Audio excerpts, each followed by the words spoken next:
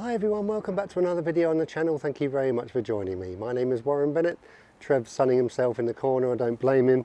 Beautiful sunny day, but as you can see we're kind of half and half, so let's hope the sun stays this half when we're in it so you can see me a little bit clearer hopefully. So as you can see with the title of the video, why aren't you making the changes you would like to see? Either visually in terms of your swing and the ball making some kind of changes as well and making some improvements. There's many factors to that, but I'm going to show you what I think is the most important, and I'm going to show you quite an exciting and kind of visual way to show you this as well. So we'll get Trev off the mat, that's for certain to start with, and we'll get the front camera set up as normal and we'll get going, and I'm going to show you what I mean. What are you doing, eh? You're always in the way. Okay, so let me show you what I mean. I'm going to hit a few balls and I'm going to increase my speed, but I'm going to try and hit them in the same place, if that makes sense. So what I'm going to try and do, it'd be easy to show you, but what I'm going to try and do is try and hit it so far right, it's ridiculous. That's why I've brought the mat this side. So for instance, if I just stand there, the slower I can make this swing, the easier it is for me to do this. Obviously I haven't got a fault with over the top, so I appreciate that, but it's still the forces of the club are at play here. But if I take the force off that club head and swing it nice and soft, really gently, I'm trying to hit it at 5 o'clock on the clock face, really inside. As you can see there, the ball's gone so far right, it's ridiculous. Right, so I'm going to increase my speed. I'm still trying to hit it 40 odd yards to the right, really inside here, but I'm going to increase my speed a little bit. So you can see the club head speed there was 62. Okay, so I'm going to do the same thing, going to hit it at 5 o'clock, really ridiculous. Let's see if I can improve by 10 miles an hour, speed it up by 10 miles an hour. I'm throwing the ball, throwing the club outside. There you can see it's starting to straighten up, I see. Club head speed's gone up to 77, I only missed it 34 yards to the right that time. Obviously too much, it's exaggerated, it's only a drill to show you. Right, I'm really going to try and feel the same thing, but we're really trying to ramp it up now.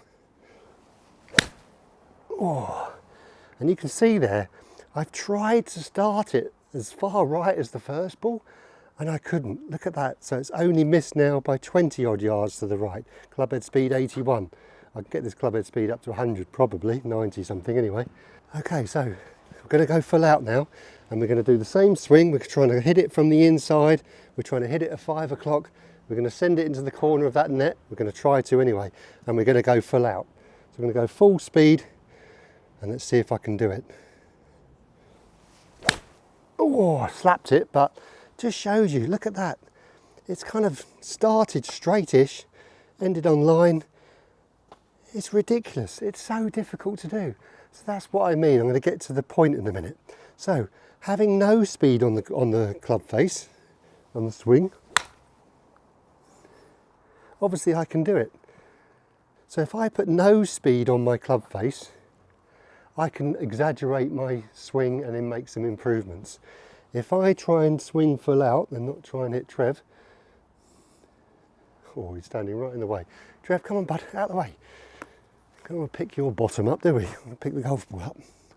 Okay, same swing, really exaggerate, try and miss the net over to the right. Oh, I slapped it. That was slappy. Let's try again for you. That was awful. I'm going to have to grip down a bit because the ball's above my feet. Okay, take two. Let's try and get that, miss that net. We're trying to swing into this position, full speed. Oh, that was slappy as well. But you can see how difficult that is. So I'm going to get onto my point now. And that's how difficult it can be. You can see I'm going full out, albeit it wasn't a very good strike, but it just shows you the force of that club. Because we're at this incline, this 45 degrees or whatever this kind of incline is, it wants to get thrown out. That's the difficult thing about golf. That's why 80 odd percent or whatever the percentage is, people come over the top. So my point being, why I think you're not making the changes that you want to make in the time you want to make them, is you have to exaggerate. And this isn't just about what I've just done there. This is any element. So, for instance, what do? We put up that baseball swing, which I'll put on the screen or in description. That baseball swing, you know, when I said about the baseball players, they start like this and it allows the club to drop in the slot. that feeling that I'm encouraging you to do in the backswing to allow this club to drop, that has to be exaggerated, because I've taught so many people who bring the club inside and then they want to change that.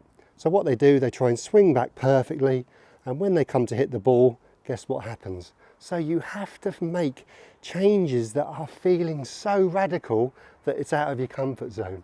And that's difficult, I get that, because feel and real are two different things, and it's quite unnerving, especially if you're out going to play golf. That's why I encourage many golfers who I've taught to spend a bit of time away from the golf course, either that be on the range, home, in a net, anywhere, is to make changes that are out of your comfort zone. So if you've got a golf swing that comes inside too much, open, roller, you need to feel ridiculously too far the other way. And then when you come to kind of pull the pin on your golf swing, go out there and you're not really thinking about it, hopefully an element of that will seep into your golf swing. It's difficult. The golf swing's one of the most important, the golf swings are one of the most difficult things to change, because it's really an unnatural thing. It's not like kicking a ball or throwing, albeit there's still technique in all those things. But golf swing, isn't there? There's so much there. There's wrists, there's arms, there's legs, there's body, head, oh my word. That's why we love it, and that's why we hate it as well sometimes, don't we? So I get that, but the essence of this video is we have to try and exaggerate our feeling. That's a prime example of what I did there with the flight scope. The more speed and pressure I put on this club head, the less it wanted to drop under, and that's why it's so difficult for people to find the slot. So, and it's not just that, backswing's a prime example. Even making changes in your setup, if you've been used to standing one way and you're making changes the other way, it's going to feel strange. Anything new will feel strange, and you really have to embrace that as well. And the obvious, like I said at the start, you know, putting a bit of time in. That doesn't mean you have to go to the range every 5 minutes. Time at home, time holding a club. If you're changing a grip, for instance, and you've gone from a really strong grip or really weak grip or whatever your hands do to become normal or neutral, we say, that's really difficult. That's going to feel, wow, I can't do it. But you just have to trust it. It's like anything new. It's learning a new skill. It's learning the guitar. You're going to do two things differently with both hands. It's the same thing. But it's a learned sport, that's for sure. And it's one of the most difficult sports to learn. But you're going to have to try and package it in a simple way. But I really encourage you to, especially when there is a range out there, is to spend a majority, well, let's say a little bit of your practice time anyway, really exaggerating your feels, whatever your feels are. And I would think it's a real fast tracker for any sort of success and changes that you want to make in your swing. That's why all these golfers, when they play on tour, it takes a while for them to make the changes, because especially nowadays, it's 11.5-month tour, isn't it now, I suppose. There's never really any time away from a scorecard in their back pocket. And the times they are away, they're probably doing a lot of sponsorship work or a lot of time kind of, doing that sort of thing. So it's difficult.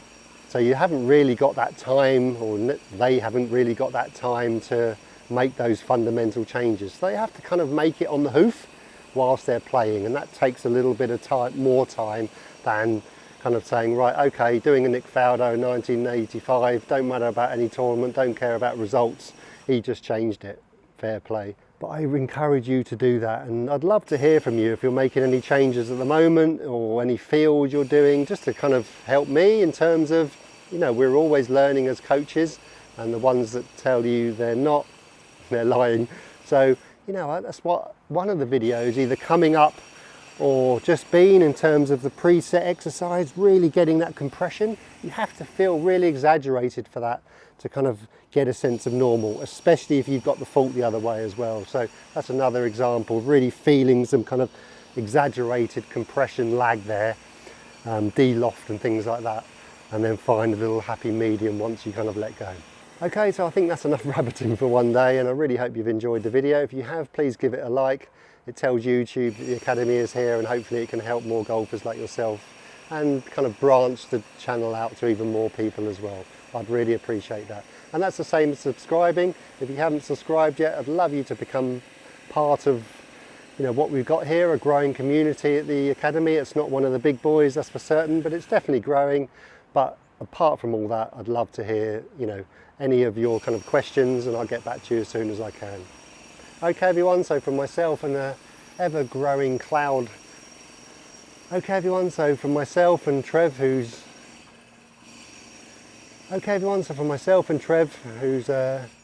not happy about the cloud. Actually, the sun going behind the cloud, are we, Trev? So we'll see you next time. Have a great golfing week. Don't forget to give us any comments if you've got any questions. I'd love to hear from you, and we'll see you next time. Have a great golfing week. Cheerio.